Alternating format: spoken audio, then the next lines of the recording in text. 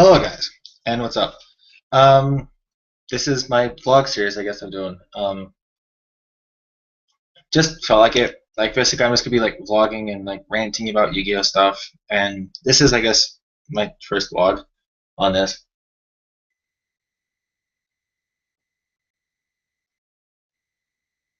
But I I end up like almost every day. I end up going to local events around here in my area and try to see like how people are playing, what people are playing, like stuff like that. Like just try to like see like how the local competition is around here.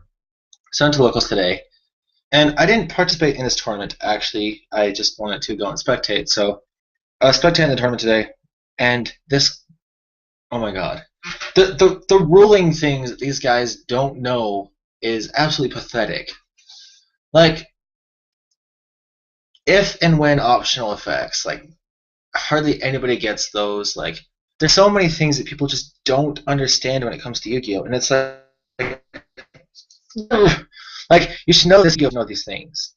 And a lot of my friends, know exactly what I'm talking about. Like I'm sure everyone knows. Like, I played against the guy who didn't know his rulings. Like, okay, so the one thing that really pissed me off today, when I was there, was I was watching a matchup between Gagaga and Scraps. Yeah, it was Scraps.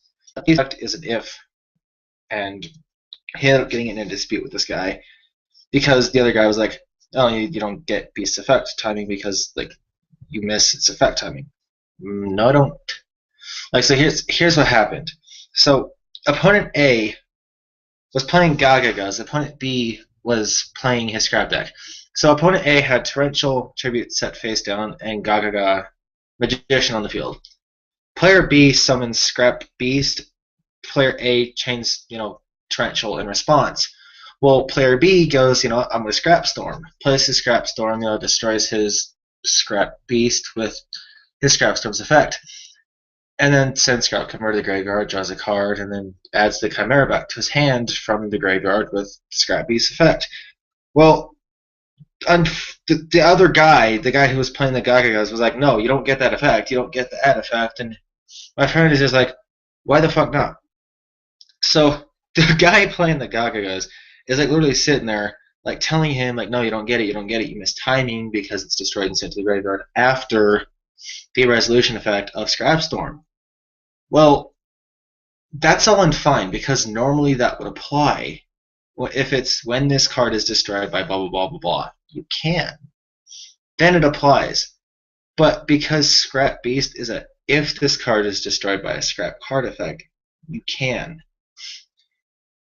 The difference between that people just don't understand is people see that you can get away with that. If like people see that like you can like try to pull that off, and people will just like, okay, whatever, fine, because nobody understands the ruling between if and when. Like when and if effects. Like when can miss timing, except if it's mandatory, then it doesn't miss timing. But if it's an if, it never can miss timing because it starts its own chain after everything else resolves. So Scraps is one of those decks that, well, their effects resolve after everything else is done. Similar with a lot of Mermail cards, or like Whitestone of Legend, which Whitestone of Legend is mandatory anyway. It's an if, and it's mandatory, so you can never miss timing on it, and you can't negate it either, because it's an if mandatory, which is the one thing that, like, I mean, it says when this card is sent to the graveyard, add one Blue Eyes White Dragon to your hand. You have to do it. You can't just be like, oh no, I don't want to add it, because you have to. The only time you get to miss out on the add part is when you don't have any valid targets for the add. Which is one of the things that a lot of people are like, oh, I can still do this. No, you can't. Because you are too stupid to figure it out. Why are you too stupid to figure it out? Because you are. So that's just one of the things that really pisses me off is everybody doesn't know their rulings, and it's really retarded. One of the things that pisses me off most about it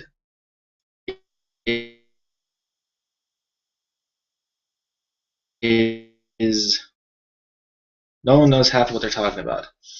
So if you're like and I can't do that. You know, always double check, even triple check, because oftentimes they're either one trying to screw you, or you are in the wrong, or they are. So you always want to double check your rulings, triple check your rulings, or anything like that you have to do. And I know for a lot of people it's a shock, like, oh my god, that's what it looks like. Yes, I do look like this. Completely dreadful. I know. Thank you. Long hair, metalhead, big. That's the point for the Hate Breed shirt. All the metal posters that we have in this house. So don't judge, because I won't judge you. So a thing that I wanted to address is a lot of people are arguing about what decks are even going to be good this format. Well, what decks are going to be good this format? Chaos Dragons. You're going to have, you know, plants are going to be really good. Zombies are really good. Those are like the main 4 decks that I'm foreseeing being used a lot in this format. Now, if I'm correct, you're going to be having to decide in a lot against a lot of decks. And mostly going to be side decking against Lightsworns because, you know, everyone's fearing, you know, Lightsworn Rulers this format. Honestly, Lightsworn Rulers isn't looking that bad because I don't know if you guys have seen any of the new Lightsworn cards. So let me actually go and flop that over so that you guys can check these out. So we're going to go and take a look at the new Lightsworn cards because Lightsworns should be going to be really good. So Lightsworn. There we go. So they already have like Urukis, Celestia, Erin, you know, Felice. Felice, she is going to be absolutely broken when she actually does come out, and I mean, she is so good. She tributes herself, pops monsters your opponent controls, and destroys it, then sends 3 cards to the deck to the graveyard. So Felice, when she comes out, is going to be absolutely amazing in the deck. Plus, she's also a tuner, giving Lightsworn monsters a newer edge.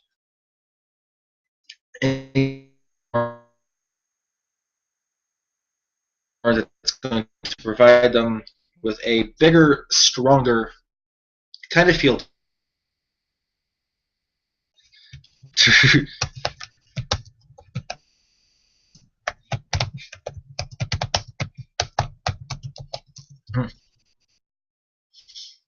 So I am apparently taking my lag as usual, but I got my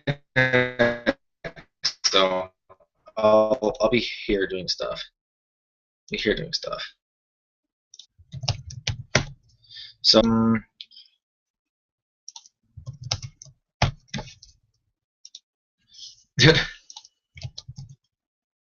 we'll just replying back to messages. So they have Felice that's coming out soon. They also have Michael, Lightsworn Arc. It's their synchro monster, level 7. You know, so it's gonna be relatively easy for them to get out. Like you have, well, there's gonna be ways to get it out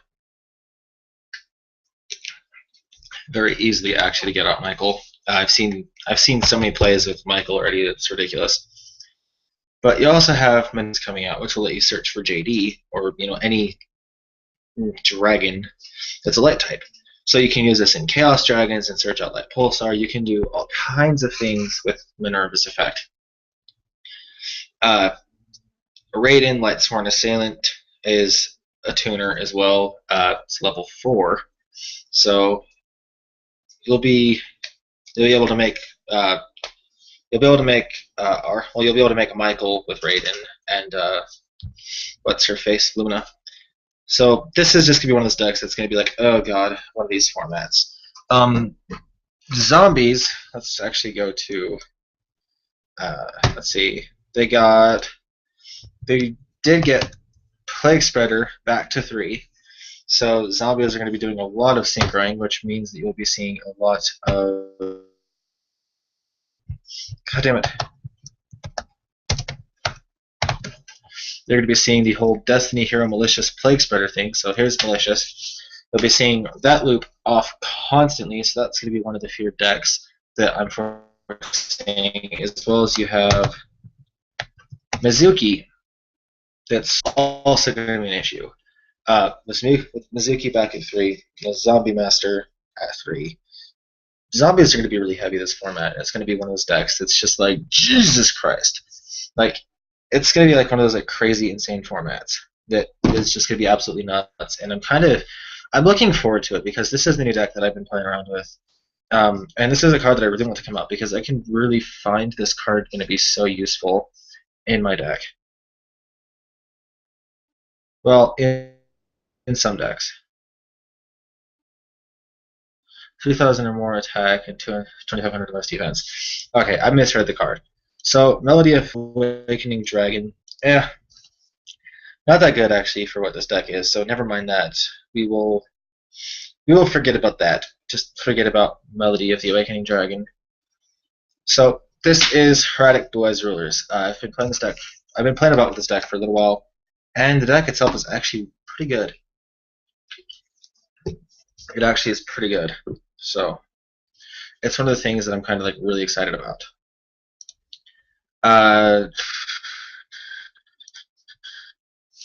So, there's Skype. Oh, I missed a call from my friend Chris. That's nice. And he is hell right now.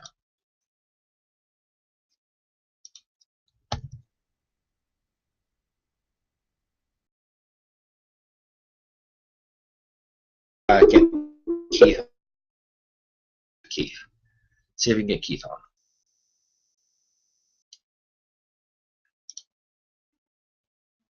Come on, Keith. Fucking yeah.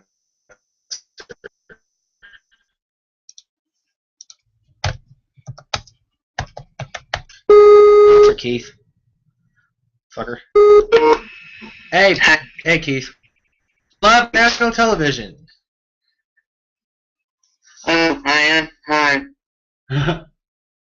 Hi, everybody. I don't know if they'll be able to actually quite understand you, but I actually have a few questions for you that I want to ask you. I was finding it very funny that that you were talking about light swords because I actually find something very funny. What's that? Light swords plus Dark World.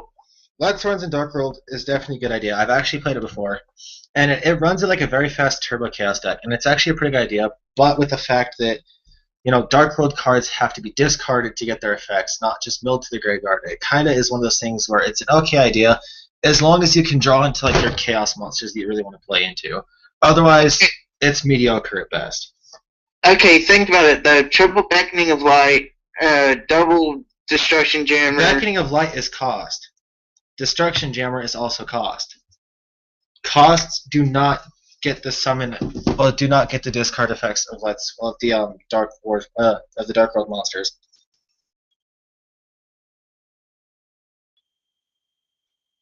Cost will not trigger them. Just for you traded graph will miss timing, not get its effect. Because it wasn't sent properly for its effect. So anything like cards like Raigeki Break or Phoenix Wing Wind Blast, or anything that says discard number of cards from your hand, then blah blah blah blah blah, generally, for the most part, is a cost. There are, let's see, like card destruction. Card destruction isn't a cost. It's dictated by the colon that is actually available at that time. And here goes the internet lagging again. No? Trying to update. That's lovely. So card destruction. Card destruction is not a cost at all because it says each player discards their entire hand that draws the same number of cards they discarded. Cards like that don't have semicolons aren't cost. It's like Raigeki Break is cost. Phoenix Wing Wind Blast is cost. Trade-in has the little semicolon after monster. It's considered cost.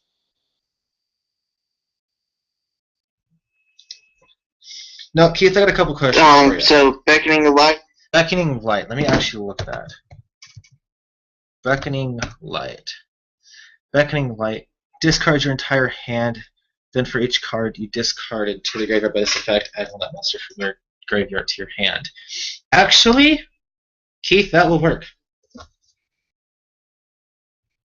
That is not cost. Yeah, Keith, you can do that.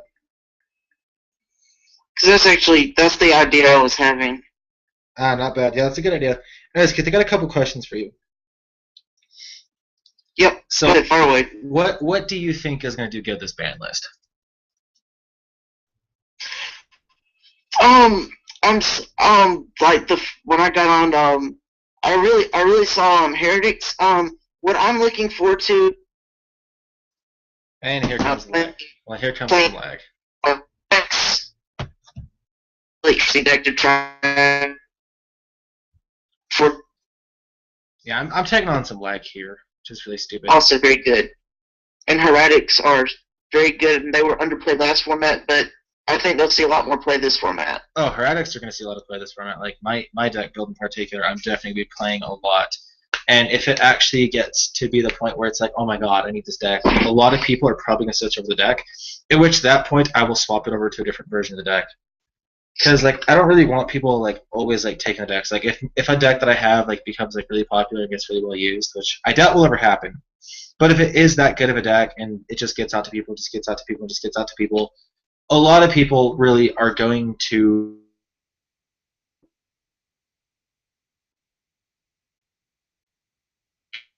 kind of get make and then it'll find a reason to ban Heretics again. I mean, for Christ's sake, a lot of people are going to end up getting back on the idea and playing on the deck idea, in which, well, would kind of piss me off, which would make me have to change my deck up so it's not the same as theirs. Because I don't really want to play the same decks that everyone else is. Like, that's actually one of the reasons why I don't play meta all the time, is because I don't want to play the same thing that other people are playing. So yeah. I generally am just like, you know what, fuck it, let's go. Like, because I don't want to deal with the whole meta shit. I don't want to deal with the meta game. So like I end up like playing something that hasn't really been used entirely as meta or tops meta or anything like that. But I don't know. I may have to switch if it does get popular. But how do you feel that zombies are going to do this format? That Plague Spreader and Mizuki now are at 3. Definitely more play from them. You see, zombies is going to be great.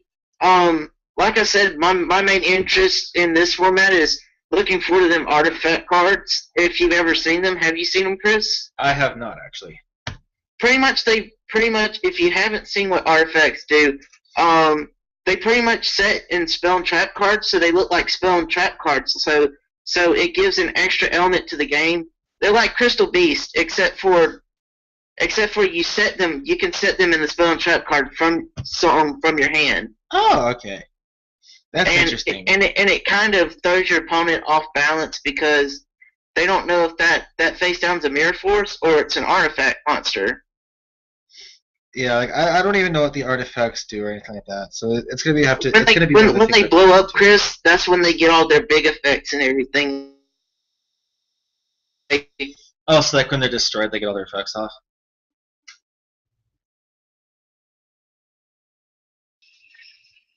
Fucking hell, lag. It is, in fact, pretty dirty. Yeah, it sounds pretty dirty, but with the fact that Mizuki is at 3 and Plague Spreader is at 3, I mean, there's so many people that know the Destiny here like malicious like Plague Spreader loops with zombies. Like the one thing though that did hurt him was that that trap card 6 cents got this. So they're now at disadvantage because they're like, oh fuck, well we had this and well now we don't. So they lost power with that card being banned this format. Which isn't a bad thing, but I mean 6 cents helped a lot of decks out. Like it helped a lot of the slower decks that ran a lot of traps and stuff like that end up being better. It also really overpowered fusions, which now that's gone. So fusions are a little bit weaker, but it's other cards that can be used in solution to that, such as our play the card Needlebug Nest. The card is so good, and it's literally just extremely dirty. Like, extremely dirty. Come on, fucking internet.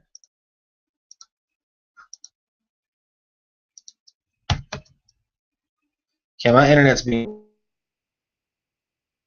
really dirty. I don't know why.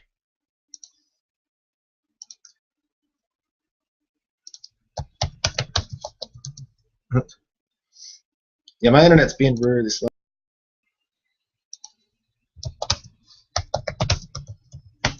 The fuck is with my internet right now?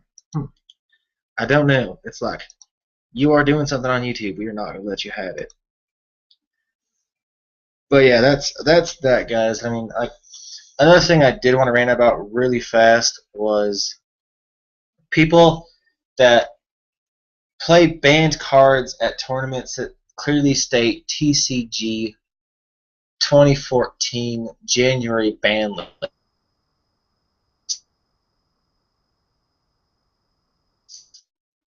Specifically, at the tournament yesterday, this guy played Tour Guide into. It's not legal for this format. So it's kind of like, what are you guys doing? Why? But the next deck I'm planning on building is build right here. I want to make Assault Gadgets actually work. So I'm gonna be building. I'm gonna be playing around with gadgets, building around with Assault, and see what I can do. Because I love Assault Mode Stardust, and I'm sure a lot of you guys know that. A lot of people know I love gadgets, so it's kind of one of those things where like I want to. Hero Beat. Yeah, Hero Beat fucking wrecked me. But anyways, guys, I guess this vlog turned into. It's not really much of a vlog at this point, but it really kind of just ended up like. Well, now I'm back. Now it's vlogging again, but I want like a little bit of a skit series like about this, like ranting about people or cards or things that people do. And I love vitamin water. These are so good. You'll be seeing me drinking these a lot. And soda. Gotta have soda. Gotta get that energy because, well, you don't really go and work out and run and stuff like that when it's cold. I mean, especially like here, it gets dreadfully cold. Like you can't even go outside at night without like getting blown away in the wind. With it being like the wind makes it feel like it's -30. Like you just don't go outside at night. You just don't. So it's difficult to like work out and stuff like that. Like when you're inside, it's difficult to work out, and you can't really go outside and like leave the house when it's this cold and like this windy. Like today, the high-speed winds were like fucking 55 to 60 miles an hour. Like we couldn't even get out of the parking lot this morning taking my mother to work.